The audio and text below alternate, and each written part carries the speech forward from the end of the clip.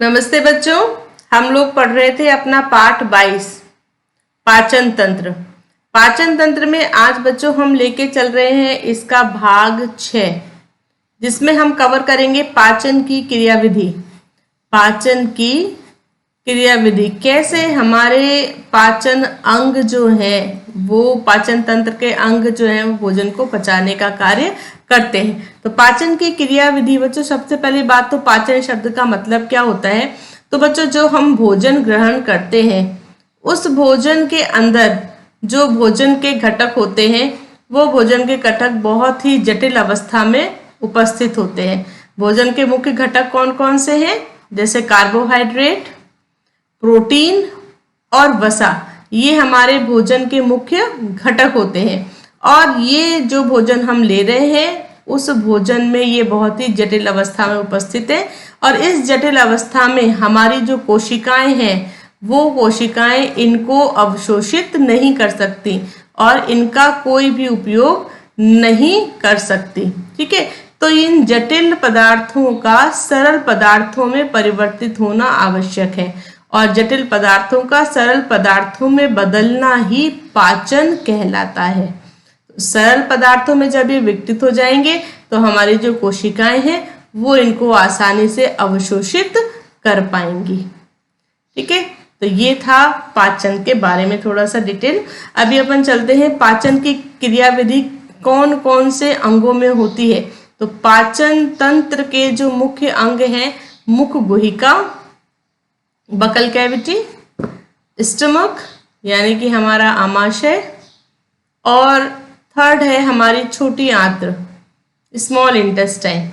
ये जो तीनों पाचन तंत्र के अंग हैं इनके अंदर पाचन की क्रिया संपन्न होती है। तो अभी हम जो ये वीडियो बना रहे हैं इस वीडियो में बच्चों आप पढ़ने का जो तरीका रहेगा वो ये रहेगा कि ये जो भोजन के घटक हैं हम एक एक घटक को लेके चलेंगे और ये देखेंगे कि कैसे ये भोजन का एक एक घटक इन अंगों में इनका पाचन कंप्लीट हो रहा है। ठीक है, तो इस तरह से हम इस पार्ट को कवर करेंगे। तो साथ में बच्चों आप एक टेबल बनाते हुए चलना और उस टेबल का फॉर्मेट मैं आपको यहाँ पर बता रही हूँ। तो फॉर्मेट कुछ ऐसा रहेगा कि एक तरफ आप टेबल में लिखोगे भोजन के घटक और भोजन के घटकों में आप 1 2 3 घटक हम लेके चल रहे हैं तो उन तीनों घटकों को आप यहाँ पर लिख दोगे और टेबल के दूसरी साइड में आप लिखेंगे पाचन तंत्र के अंग। तो अंग हम 3 लेके चल रहे हैं, मुख गुहिका, आमाशय और छोटी आंत। तो आप यहाँ पर इसके ऐसे 3 कॉलम बना दोगे। तो फर्स्ट हो जाएगा यहाँ पर आपका बकल कैविटी, मुख गुहिका, दूसरे में आप यहाँ पर आमाशय को लिखोगे और तीसरे में आप लिखोगे छोटी आंत्र। और यहाँ पर भोजन के घटक पहला आ जाएगा कार्बोहाइड्रेट, दूसरा आ जाएगा प्रोटीन और तीसरा आ जाएगा वसा। इस टेबल को आप इस वीडियो लेसन के साथ साथ में पूरा करते जाना। जैसे कार्बोहाइड्रेट पढ़ेंगे तो कार्बोहाइड्रेट के ऊपर मुख गुहिका में कौन कौन सी रिएक्शंस हो रही है यहाँ लिख देना, आमाशय में क्या हो रहा है यहाँ लिखेंगे और छोटी आंत में क्या हो रहा है यहाँ लिखेंगे। तो फाइनली जब ये पूरा वीडियो लेसन कंप्लीट होगा तो आपकी ये टेबल भी कंप्लीट हो जाएगी और आप इस टेबल को जैसे पढ़ोगे तो क्वेश्चन पाचन की क्रियाविधि में से किसी भी तरह से आए, चाहे आपसे ऐसा पूछा जाए कि मुख गुहिका के अंदर पाचन जो है वो विभिन्न प्रकार के भोजन के घटक जो है वो किस तरह से उनमें पाचन होता है, तो आप ऐसे डिटेल लिख सकते हो। या ऐसे पूछ लिया जाए कि कार्बोहाइड्रेट का पाचन किस तरह से पूरा कंप्लीट होता है, तो आप इस टेबल को इस तरह से जब पढ़ोगे तो आप याद करोगे तो इस तरह से आप उसकी पूरी डिटेल लिख पाओगे। तो पूरा एक कंपाइल्ड फॉर्म आपके पास में तैयार हो जाएगा। तो अभी अपन शुरू करते हैं कार्बोहाइड्रेट के पाचन के साथ में। तो सबसे पहला हम लेके चल रहे हैं कार्बोहाइड्रेट का पाचन किस तरह से होता है। तो फर्स्ट कार्बोहाइड्रेट। बच्चों जो भोजन हम लोग ग्रहण करते हैं उसमें कार्बोहाइड्रेट विभिन्न रूपों में पाया जाता है, जैसे पॉलीसैकेराइड्स,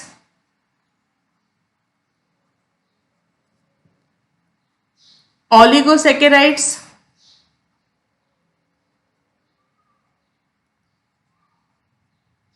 और डाइसैकेराइड्स। इनके एग्जाम्पल्स देखें अपन पॉलीसेकेराइड्स के, तो स्टार्च,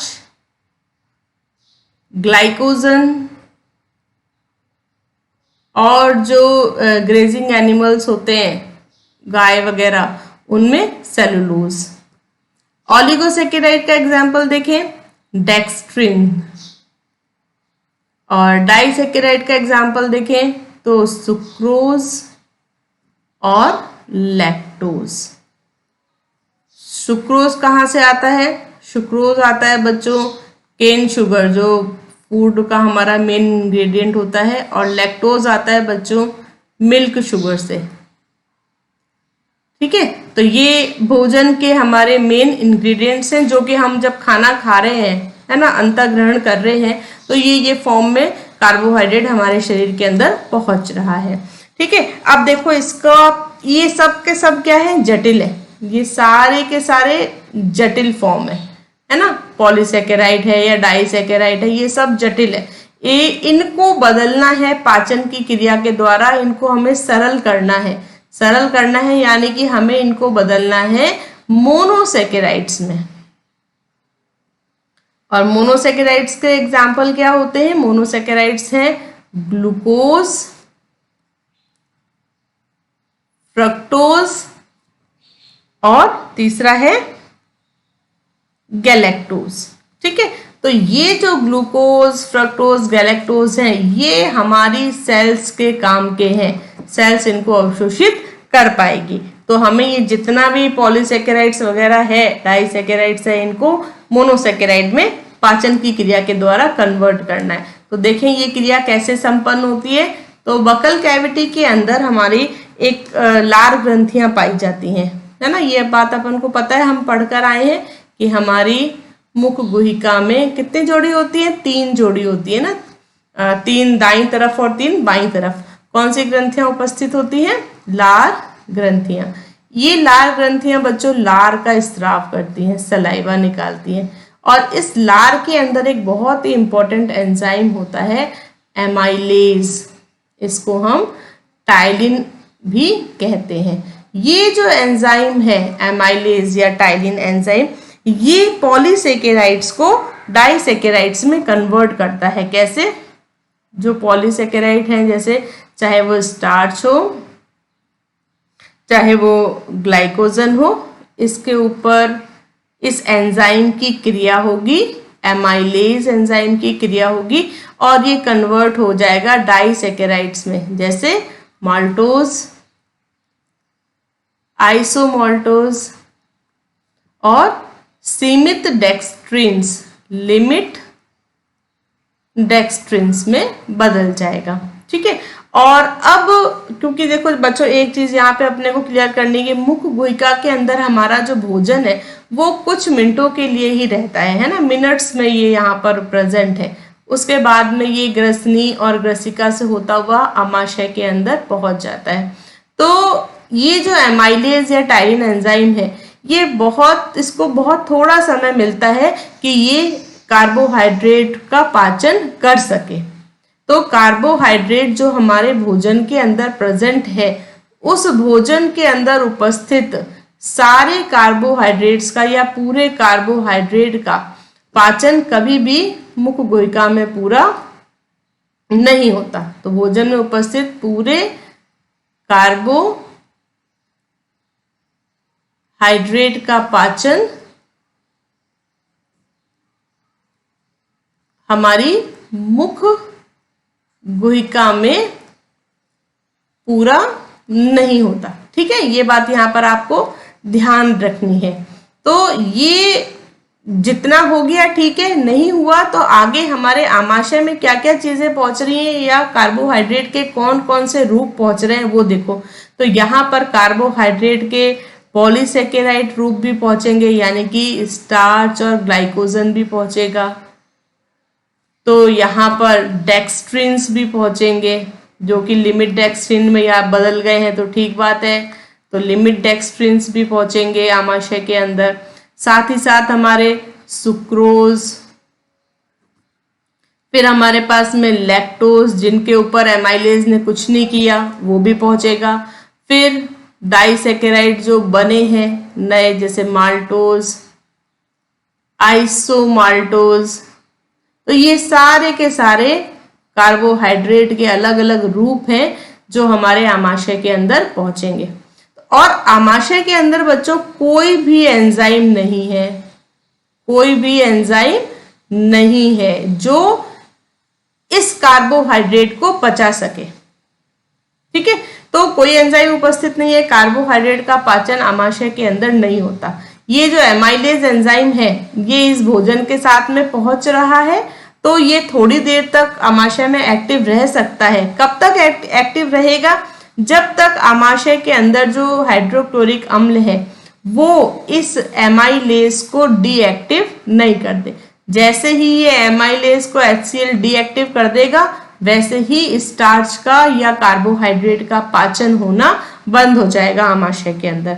तो आमाशय के अंदर कोई पाचन नहीं होगा और ये कार्बोहाइड्रेट पहुंचेगा छोटी आंत के अंदर। तो देखें छोटी आंत के अंदर किस तरह से इसका पाचन होता है। तो छोटी आंत के अंदर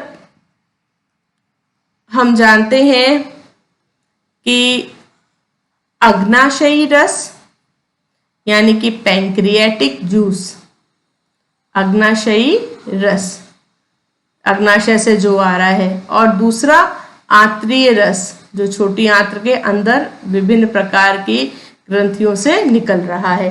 तो अग्नाशयी रस और इंटेस्टाइनल जूस या आंतरीय रस ये अब कार्बोहाइड्रेट का पाचन करेगा। इस अग्नाशयी रस के अंदर बच्चों एंजाइम उपस्थित होता है पैंक्रियाटिक एमाइलेज, यानी कि अग्नाशयी पैंक्रियाटिक एमाइलेज, अग्नाशयी एमाइलेज एंजाइम उपस्थित होता है। और ये क्या करता है, बिल्कुल जैसे हम अभी आगे पढ़कर आए हैं, स्टार्च है या ग्लाइकोजन है तो उसको ये एंजाइम कन्वर्ट कर देगा, किसमें कन्वर्ट कर देगा? माल्टोज, आइसोमाल्टोज और डेक्स्ट्रिन है तो वो लिमिट डेक्स्ट्रिन्स में कन्वर्ट हो जाएगा। ठीक है, तो इस तरह से पैंक्रियाटिक एमाइलेज ने अपना काम कर दिया। इसके बाद में बच्चों जो ये हमारी इंटेस्टाइनल जूस है, आंतरीय रस, ये बहुत काम का होता है। इसके अंदर बच्चों बहुत तरह तरह के एंजाइम्स प्रेजेंट होते हैं जो कार्बोहाइड्रेट का पाचन करते हैं। देखो कौन कौन से एंजाइम होते हैं। माल्टेज दूसरा एंजाइम होता है इसके पास में, आइसोमाल्टेज। थर्ड एंजाइम इसके पास में होता है बच्चों लिमिट डेक्स्ट्रिनेज। फोर्थ एंजाइम बच्चों इसके पास में होता है सुक्रेज। और फिफ्थ एंजाइम होता है लैक्टेज। तो ये इसके पास में इतनी सारे तरह के एंजाइम्स है। अब देखो ये काम कैसे करते हैं। मॉल्टोज है अगर, तो मॉल्टोज के ऊपर कौन सा एंजाइम काम करेगा? ए क्या है? माल्टेज। माल्टेज काम करेगा और मॉल्टोज को कन्वर्ट कर देगा ग्लूकोज में। आइसोमोल्टेज है तो इसके ऊपर एंजाइम नंबर बी काम करेगा। बी कौन सा है बच्चों? देखो आइसोमाल्टेज, और ये आइसोमाल्टोज को कन्वर्ट कर देगा ग्लूकोज में। लिमिट डेक्स्ट्रिन है तो इसके ऊपर एंजाइम नंबर सी काम करेगा। सी क्या दे रखा है? लिमिट डेक्स्ट्रिनेज, और ये इसको कन्वर्ट कर देगा ग्लूकोज में। अगर सुक्रोज हमारे फूड के साथ आया है तो सुक्रोज के ऊपर एंजाइम नंबर डी काम करेगा, सुक्रेज, और ये इसको किस में कन्वर्ट कर देगा?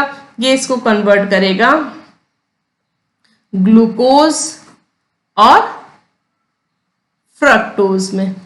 इसी तरह से लैक्टेज, मिल्क शुगर जो है, लैक्टोज, लैक्टोज के ऊपर एंजाइम काम करेगा लैक्टेज। ये लैक्टेज एंजाइम काम करेगा और ये इसको कन्वर्ट कर देगा ग्लूकोज के साथ साथ गैलेक्टोज। तो अब देखो, अब हमारा कार्बोहाइड्रेट का पाचन यहाँ पर कंप्लीट हो गया। देखे तो एंड प्रोडक्ट के रूप में हमें क्या मिल रहा है? हमें एंड प्रोडक्ट के रूप में मिल रहा है ग्लूकोज सेकंड प्रोडक्ट मिल रहा है फ्रक्टोज और थर्ड प्रोडक्ट मिल रहा है गैलेक्टोज। तो इस तरह से जब हमारे कार्बोहाइड्रेट का पाचन कंप्लीट हुआ है ना, तो एंड प्रोडक्ट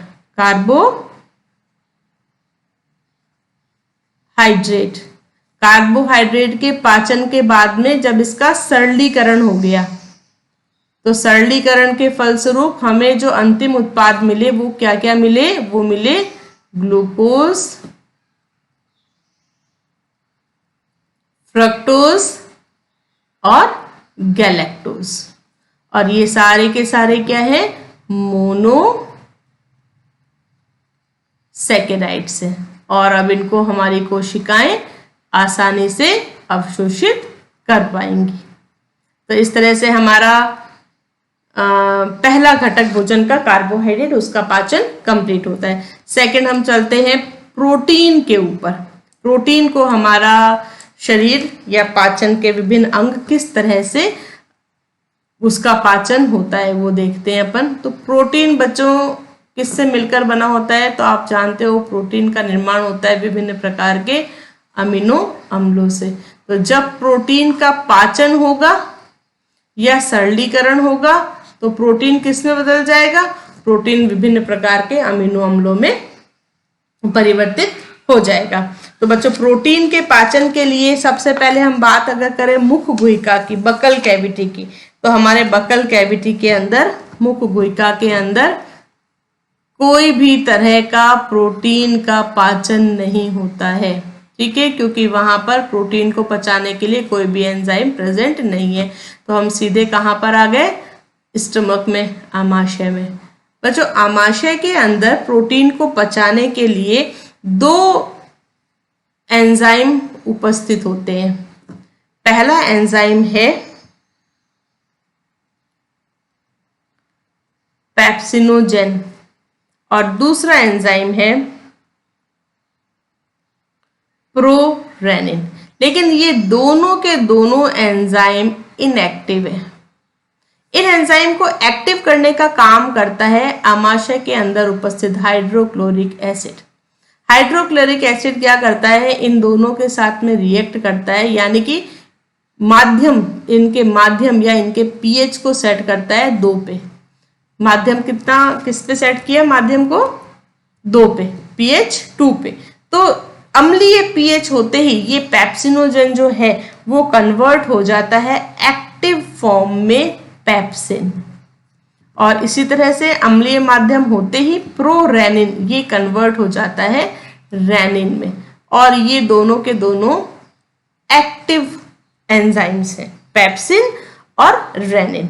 अब देखो ये पेप्सिन एंजाइम कैसे काम करता है, तो हमारे भोजन के अंदर जो भी प्रोटीन के घटक है, प्रोटीन क्या है, प्रोटीन को हम कह सकते हैं long chains of food fat amino acids, long chains of amino acid, यानी अमीनो एसिड की कोई लंबी सी चेन है जिसको हम प्रोटीन कह रहे हैं। तो प्रोटीन के ऊपर ये पेप्सिन एंजाइम रिएक्ट करता है, माध्यम कैसा रहेगा, अम्लीय, पीएच मान लगभग 2 के आसपास, और ये प्रोटीन कन्वर्ट हो जाता है पेप्टाइड्स में और प्रोटीज में।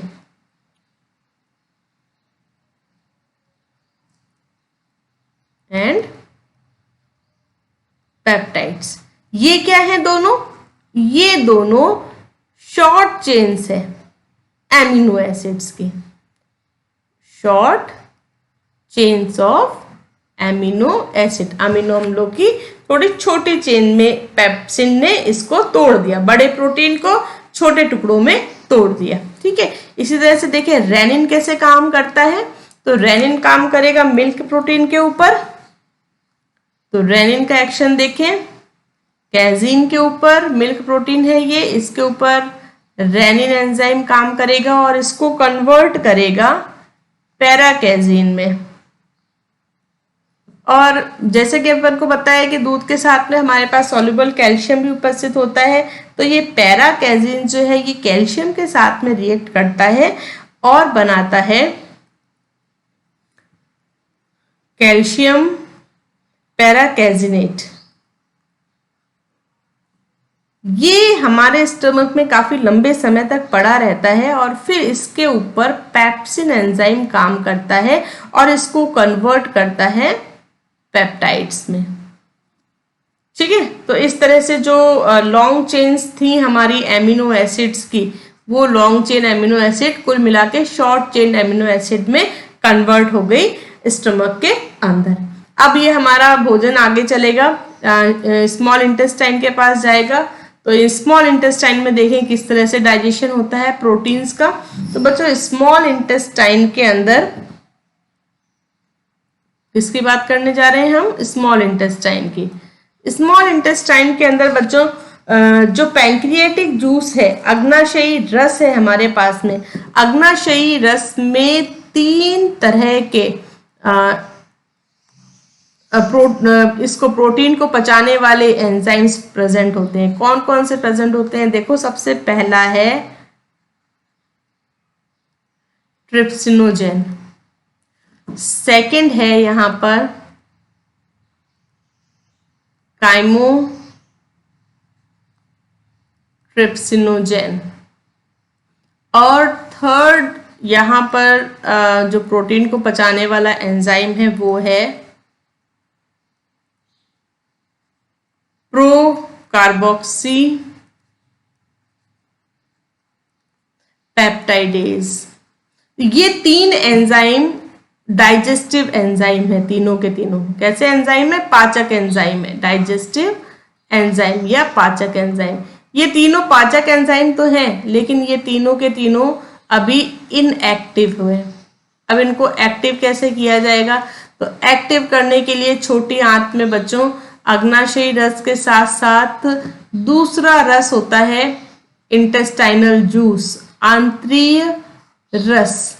ये जो बच्चों आंतरीय रस होता है, इस आंतरीय रस के अंदर एक नॉन डाइजेस्टिव एंजाइम होता है, नॉन डाइजेस्टिव एंजाइम, जिसका नाम होता है एंटेरोकाइनेज। ये यहां पर बहुत इंपॉर्टेंट रोल प्ले करता है। क्या करता है? ये देखो, ये ट्रिप्सिनोजन जो है ये इज एंटेरोकाइनेज एंजाइम के साथ में रिएक्शन करता है। इन दोनों की रिएक्शन होती है, दोनों एंजाइम मिल जाते हैं और इनकी अभिक्रिया से ये एक्टिव कर देता है इसको और बनाता है ट्रिप्सिन एंजाइम। अब ये जो ट्रिप्सिन है ये एक्टिव एंजाइम है। ट्रिप्सिन क्या है? एक्टिव एंजाइम है। अब ये ट्रिप्सिन क्या करेगा?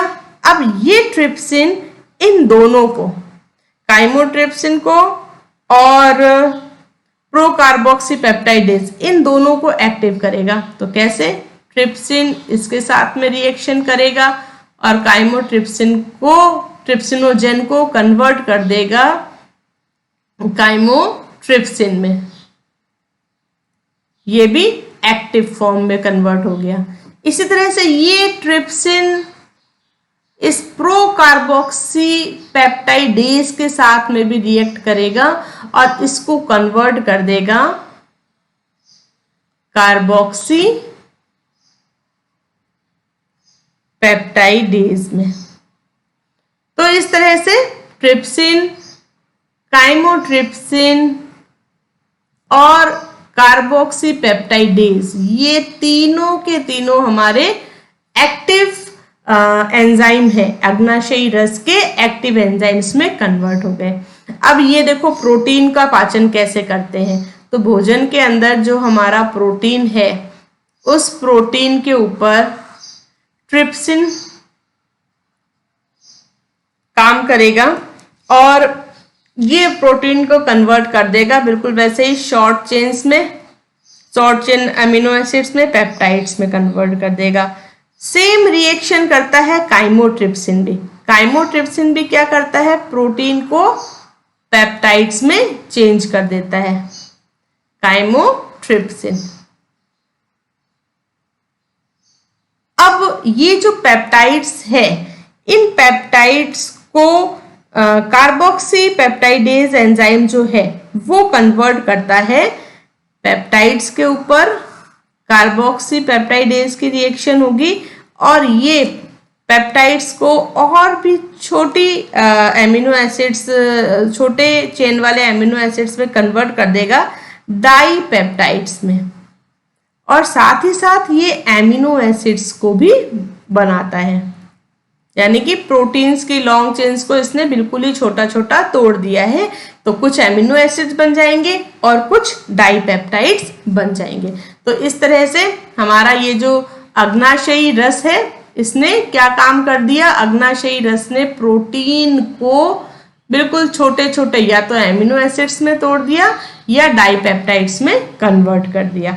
ठीक है, आगे चलते हैं। हमारे आंतरीय रस, इंटेस्टाइनल जूस क्या कर रहा है, तो इंटेस्टाइनल जूस के एक हमने नॉन डाइजेस्टिव एंजाइम की तो बात कर ली। इस इंटेस्टाइनल जूस के अंदर बच्चों 2 डाइजेस्टिव एंजाइम्स भी पाए जाते हैं, तो उनको देखते हैं वो कौन कौन से होते हैं। तो दो डाइजेस्टिव एंजाइम है, उनके नाम है अमाइनो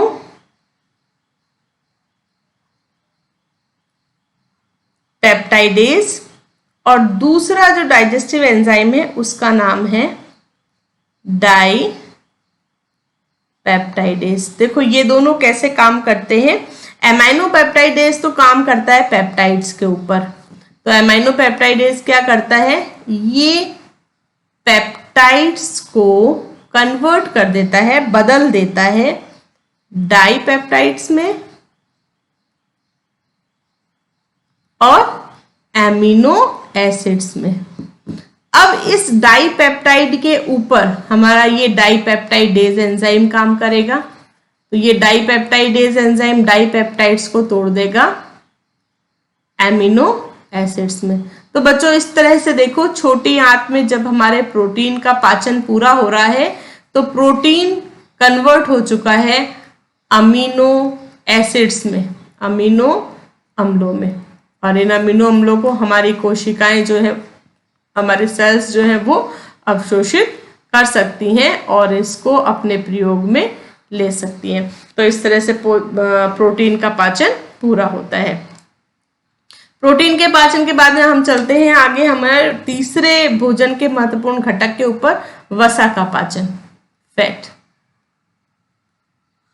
फैट जो बच्चों हम लोग भोजन ग्रहण करते हैं उसमें फैट ट्राइग्लिसराइड्स के फॉर्म में होता है, और जब इसका पाचन पूरा हो जाता है यानी कि इसका सरलीकरण हो जाता है तो ये कन्वर्ट हो जाता है वसीय अम्लों में और ग्लिसरॉल में। ठीक है, तो वसीय अम्ल और ग्लिसरॉल में इसका परिवर्तन हो जाता है। अब वसा का पाचन होता कहाँ कहाँ है, तो सबसे पहले हम बात करें अगर हमारी बकल कैविटी की, मुख गुहिका की, तो मुख गुहिका में कोई भी ऐसा एंजाइम बच्चों नहीं है जो इसको पाचन कर सके, तो वहां पाचन नहीं होता। इसके बाद हम आते हैं आमाशय में बच्चों, तो आमाशय के अंदर भी कोई भी ऐसा एंजाइम नहीं है जो इसको पाचन करे। फिर हम आते हैं हमारी छोटी आंत में, यानी कि वसा का पूरा पाचन हमारी छोटी आंत के अंदर ही पूरा होता है। छोटी आंत के अंदर बच्चों बाइल जूस आ रहा है, पित्त रस। ये जो पित्त रस है, इस पित्त रस के अंदर वैसे तो कोई एंजाइम नहीं होता है ना जो भोजन का पाचन करे, लेकिन पित्त रस के अंदर पित्त लवण उपस्थित होते हैं और ये पित्त लवण वसा के पाचन में महत्वपूर्ण भूमिका निभाते हैं। यहाँ पर हम 2 पित्त लवणों की बात करेंगे। पहला है सोडियम ग्लाइकोकोलेट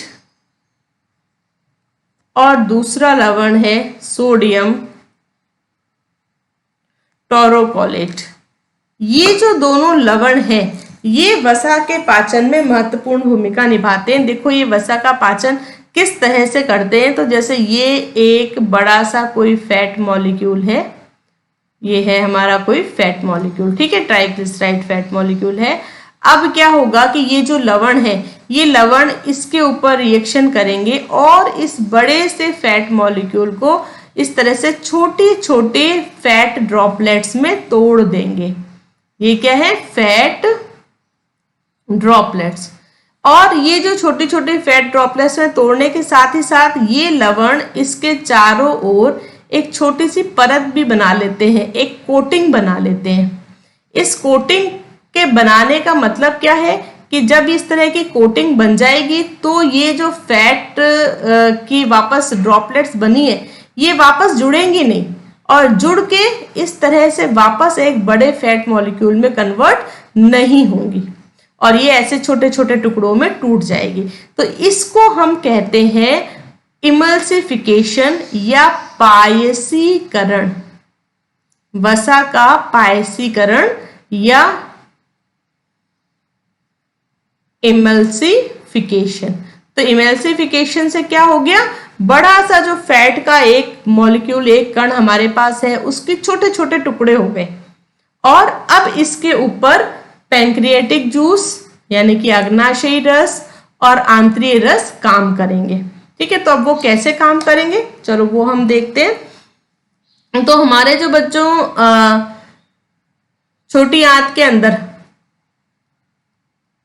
अग्नाशयी रस और आंतरीय रस, इंटेस्टाइनल जूस, ये दोनों जो जूस प्रेजेंट है, इनके अंदर बच्चों एंजाइम है लाइपेज। लाइपेज, ये लाइपेज एंजाइम अब इन फैट ड्रॉपलेट्स को पाचन करेगा। ठीक है, तो कैसे पाचन होता है बच्चों, ये एक स्टेप वाइज प्रक्रिया होती है ना, चरणबद्ध प्रक्रिया होती है। तो कैसे इसका पाचन होता है अपन देखें, तो अपन लेके चलते हैं ट्राइग्लिसराइड्स। छोटी छोटी ड्रॉपलेट्स बन गई ट्राइग्लिसराइड्स की। अब इनके ऊपर एंजाइम कौन सा काम करेगा, लाइपेज एंजाइम काम करेगा। तो हम यहाँ बात कर रहे हैं फर्स्ट स्टेप की।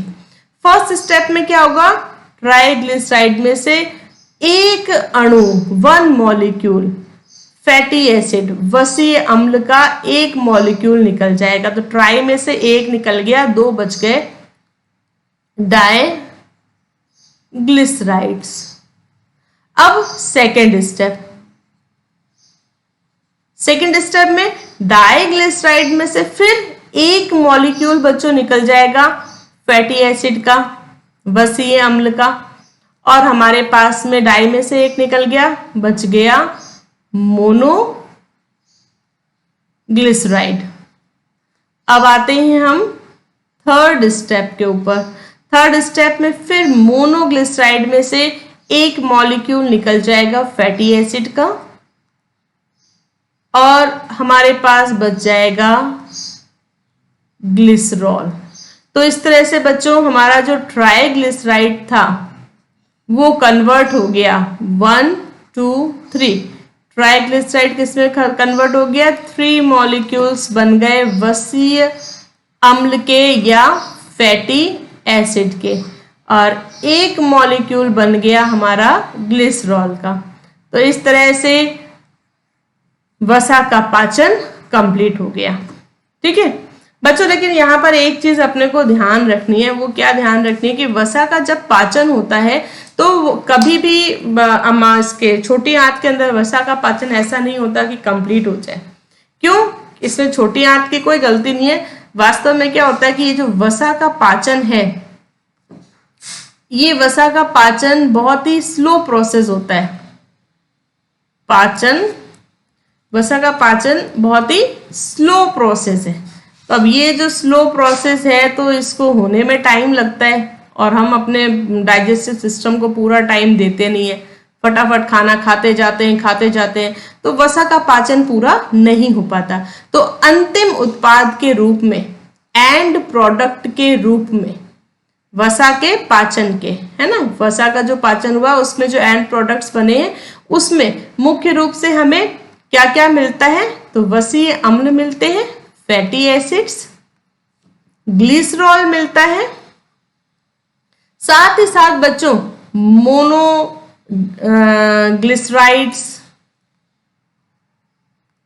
डाइग्लिसराइड्स,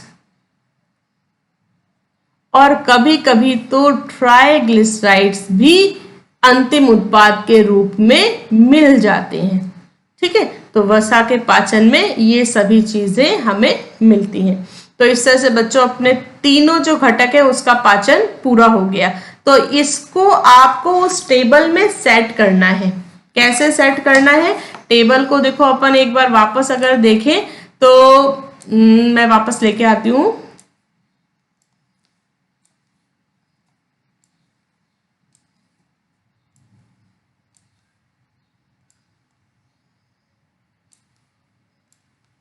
ये देखो ये अपनी टेबल आ गई।